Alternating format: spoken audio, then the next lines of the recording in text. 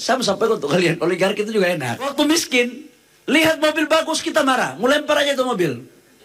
Apalagi kalau pakai mobil pengawalan, paling benci saya. Begitu punya duit, bisa beli mobil bagus, enak juga barang ini. Dulu kita benci pakai pengawal, begitu jadi menteri ada pengawal, paten juga barang ini ya kira-kira.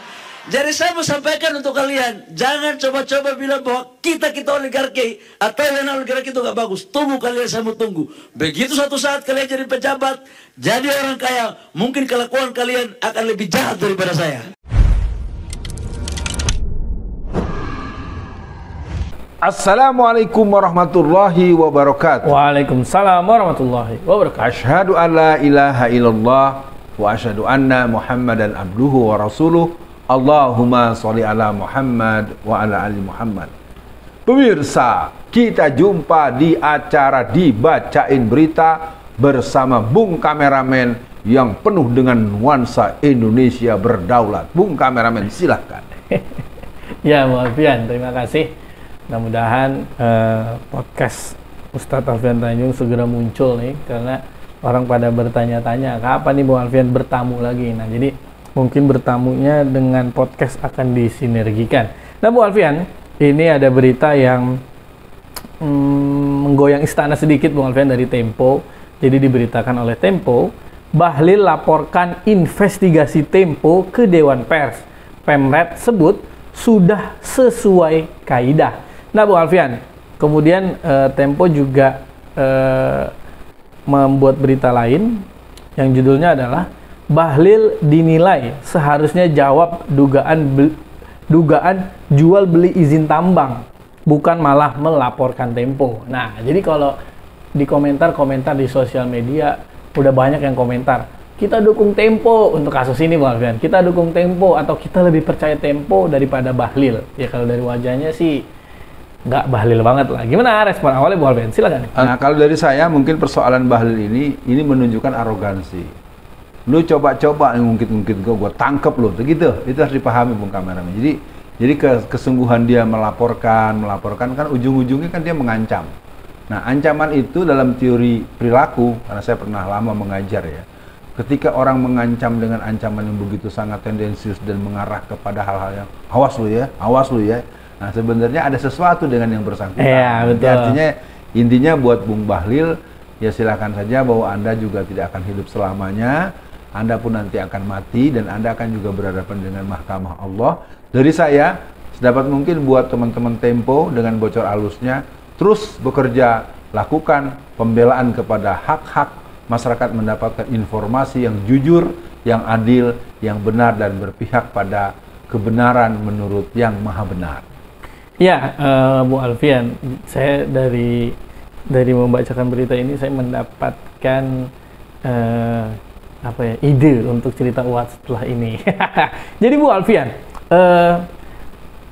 saya suka melihat rekam jejak digitalnya Bahlil, Bu Alfian, di sosial media. Jadi banyak kok video-video dia yang ketika mengisi di depan anak-anak HMI, di depan-depan, pokoknya di depan juniornya mereka, Bahlil lah. Nah, saya melihat Bahlil ini mengalami sindrom orang kaya baru, Bu Alfian. Jadi terlihat arogansinya, pengen dipuji, pengen dikawal, senang dikawal gitu lah. Kira-kira kenapa ya, Bu Alfian? Karena kan dia katanya HMI, Bu Alfian. Tapi kalau dia berjumpa dengan anak-anak buahnya itu, dia bilang, oh enak lu jadi penguasa, bisa gertak pemerintah, bisa atur-atur aktivis. Atau mungkin ya memang orang-orang yang instan akan mengalami mental yang sejenis dengan Bahlil ini, Bu Alfian. Ya. Respon saya, orang seperti itu orang yang belum selesai dalam dirinya sendiri. Jadi dalam teori kepribadian, ketika orang tidak selesai menjadi dirinya sendiri, maka dia akan kehilangan untuk memberikan navigasi terhadap langkah hidupnya. Kalau tadi ada rekam jejak digital yang terbaca, ada sindrom OKB segala macam, itu sangat mungkin. Dan orang seperti itu sulit diharapkan akan mengurus urusan orang banyak. Karena dia sibuk dengan mengurus diri sendiri, dia sibuk dengan mobilnya, dia sibuk dengan kendaraannya, dia sibuk dengan rumah bangunannya, dia sibuk dengan uangnya. Dan itu bukan pemimpin. Kalau pemimpin itu, dia selalu memikirkan apa yang akan menjadi kebaikan, perbaikan, kesejahteraan, kemuliaan, kemakmuran untuk orang-orang yang bersama dengan dia. Dan itu watak seorang pemimpin sejati, dia selalu mempunyai komitmen untuk melihat bahwa dalam kepemimpinannya, dalam otoritas yang dia miliki, dia mempunyai satu ciri bahwa bersamanya akan ada keamanan, kenyamanan, kemudahan, kemurahan, kebahagiaan, kesejahteraan, dan nilai-nilai kemanusiaan yang tersantuni. Begitu, Bung. Ya, Bung Alfian, kan kalau kita melihat respon KPK, Bung Alfian, itu KPK akan memanggil Bahlil, Bung Alfian. Nah, tapi di sisi lain kan kita melihat kondisi KPK yang sedang acak-acakan. Jadi Bung Alfian, kan ada sempat hampir 100 orang ya, 70 atau 80 gitu. Iya, itu yang kena melakukan pungli ya. Oh, lain. Iya, bukan TWK, bukan. Yang mereka melakukan pungli di rutan KPK. Iya. Bahkan sampai ada yang memperkosa atau tidur. Iya, betul. Nah, yang aneh Bu Alfian, mereka itu dihukumnya adalah berjamaah, disuruh minta maaf doang. Udah Bu Alfian. Lo apa lo ini penegak hukum lo? Kalau di pesantren Bu Alfian, misalkan ada pengurus, dia mudabir atau osisnya gitu lah. Dia melanggar, dihukumi 2 kali lipat Bu Alfian. Harusnya KPK melanggar, dihukumi 2 kali lipat, 3 kali lipat. Nah, ini pertama nih Bu Alfian. Makanya saya ingin bertanya, apakah dengan dia dipanggil, Bahlil dipanggil oleh KPK, akan diusut tuntas? Atau dikasih tahu celah-celahnya, lu jangan gini biar aman. Kita kan nggak tahu, Bu Alfian. Ditambah Firly ini kan sekarang sedang dihilangkan, Bu Alfian.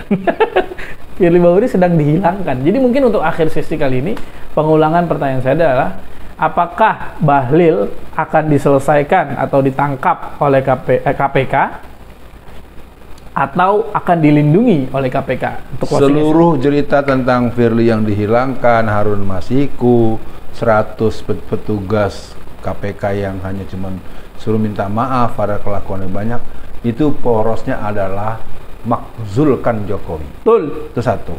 Yang kedua, lakukan hak angket yang mengarah kepada interpelasi sebagai langkah pemakzulan dan penataan Indonesia baru. Yang ketiga, seluruh masyarakat sipil, terutama para ulama-ulama dan para tokoh-tokoh yang punya basis ke masyarakat luas, lakukan edukasi situasi, edukasi politik secara sesuai dengan kemampuan dan cara masing-masing.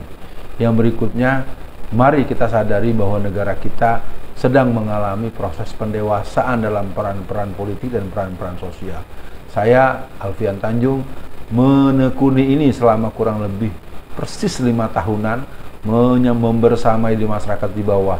Memang tinggal membutuhkan siapa orang yang bisa dengan rendah hati, siapa orang yang penuh dengan kesungguhan, siapa orang yang mau membersamai, dan saya pikir salah satu di antara orang yang bisa kita sebut adalah Anies Rashid Baswedan.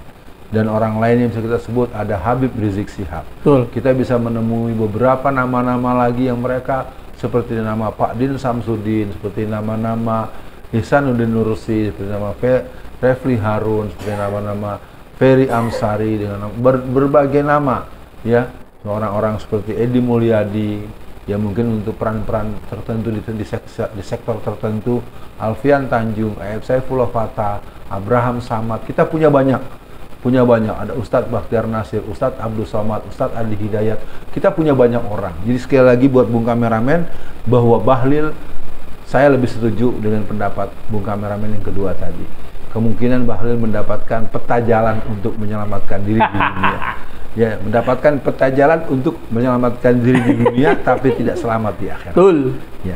Begitu Bung Kameramen. Sekian. Assalamualaikum warahmatullahi wabarakatuh.